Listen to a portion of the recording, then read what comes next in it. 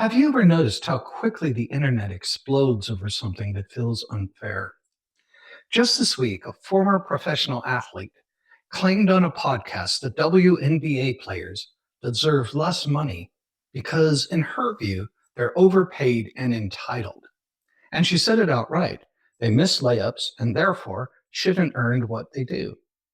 That clip ignited a firestorm of debate, tweets, reposts, and headline threads arguing about pay, visibility, skill, gender, and worth.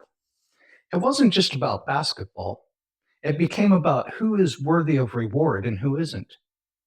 And that's where we're going to date. Not into the specific of sports pay, but into the idea wrapped inside the debate, the idea of deserving, and how that simple belief quietly shapes what you think you can, should, and will achieve in life. It's a tiny word with enormous emotional weight. You've probably thought about it more than once, maybe even today. I deserve that job, I deserve that raise, I deserve better odds, or on the flip side, I deserve this hardship because of something you did or something you think you didn't do well enough. And it feels right because society feeds it to us from childhood. Be good, get rewards. Work hard, get promoted. Obey the rules, get approved. We internalize these as invisible laws of existence. Unlike gravity or thermodynamics, the deserving rule doesn't actually govern reality. It governs your expectations of reality. And today we're going to show you why that really matters. At first glance, deserving feels like justice. It feels fair. It's comforting. It's the belief that the universe is a moral ledger, that if you stock enough good deeds, effort, talent, or virtue into your life, you'll eventually withdraw success, recognition, and reward. But look closer. Deserving creates a gatekeeper, something standing between you and what you want. It makes outcomes feel like verdicts rather than signals. And when outcomes are verdicts, when life feels like a courtroom, then every no, every setback, and every delay becomes a judgment against your worth rather than information for your next step. And where does this idea come from? Everywhere. Culture, education, religion, media, and even social media metrics teach us that worth is something to be earned and externally validated. As kids, we're told, be good and you'll be rewarded. Work hard and it will pay off. Earn love through achievement. And we grow up internalizing this blueprint. We learn to calculate our worth and potential based on positive outcomes. We create a personal worth meter, constantly comparing our results to our internal ledger. You've seen this play out countless times in your own thoughts. I didn't succeed, so maybe I don't deserve this. Or I succeeded once, so I must be worthy. That invisible meter begins to dictate your sense of possibility. Another problem with the deserving lens is that it doesn't just shape expectations, it shapes identity. When success becomes something you deserve, it also becomes something you must prove. And if you don't get it, it becomes evidence that you somehow lack. This is where self sabotage quietly takes root. Someone might tell themselves, I deserve hardship because I didn't do enough. And without realizing it, they'll unconsciously avoid pursuing bigger opportunities because they're afraid the outcome might confirm their own self doubt. Or worse, they might cling to situations that feel familiar, even if they're limiting, because at least those situations confirm what they believe they deserve. So even the fear of success can come from the very belief that success must prove your worth. And this mentality doesn't just lead to self limitation, it leads to emotional strain. Think about the anxiety and frustration that come when you feel you ought to receive something, a promotion, a relationship, financial stability, because you've checked all the necessary boxes. When life doesn't deliver what you feel you deserve, the dissonance triggers resentment, bitterness, and self judgment. And instead of viewing reality as a series of experiments and outcomes to learn from, your mind frames it as justice deferred. And here's the real paradox: believing you deserve success can sometimes hold you back from success. If success is a reward of worth, then failure becomes a punishment for lack of worth. That means the more you fixate on deserving, the more you may fear trying, because trying risks failure. And failure in that model is an indictment of identity. So you protect yourself, you play small, you wait for the safety net of permission instead of exploring the landscape of possibility. That's the invisible chain of deserving.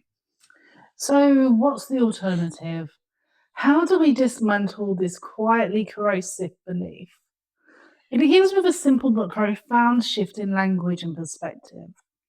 Instead of framing outcomes as proof of worth, we need to frame them as data.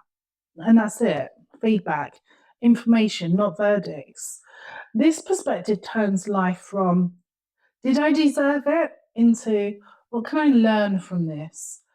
When you treat outcomes as signals rather than sentences, you reclaim agency.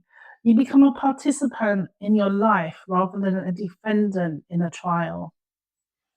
This is especially important because the idea of deserving often directs you toward passivity. First earn it, then create it. But what if creation doesn't wait for validation? What if action is the pathway and outcomes are feedback? In a kitchen, the chef doesn't say, I deserve good food. They say, I experiment until it tastes right. That's creation. You try, you tweak, you adjust. You don't wait for a true approval, you move. Let's bring this into real life with something practical you can begin doing today. Notice your internal dialogue when something doesn't go as planned. If you catch thoughts like, I deserved better, or this shouldn't have happened to me, pause. Then redirect the question to something along the lines of, what is this teaching me? Or what is the next choice available right now? That small shift takes your identity out of judgment mode and puts you into creative problem solving mode. Another actionable shift when you feel hesitant about trying something bold, a project, a career move, a new relationship, check the story underneath your hesitation. Is it about fear of failure, fear of judgment, or fear that a less than perfect result means you didn't deserve what you want? Once you identify the belief, you can challenge it. You can replace a deserved based rationale with a growth based one. Instead of, I'll do it once I deserve it, try, I'll do it to become capable of it. That's empowerment, not permission. There's an ancient Greek myth, Cepheus, condemned by Zeus for giving fire to humans to push a boulder up a hill for all of eternity, only to watch it roll back down each time. Most see it as punishment, but some philosophers later interpreted it differently, not as eternal punishment, but as the essence of human perseverance. What matters isn't deserving to finish the task. What matters is that he keeps pushing.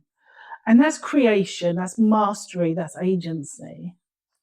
Because in the real world, whether it's art, business, relationships, or personal growth, you don't need cosmic approval.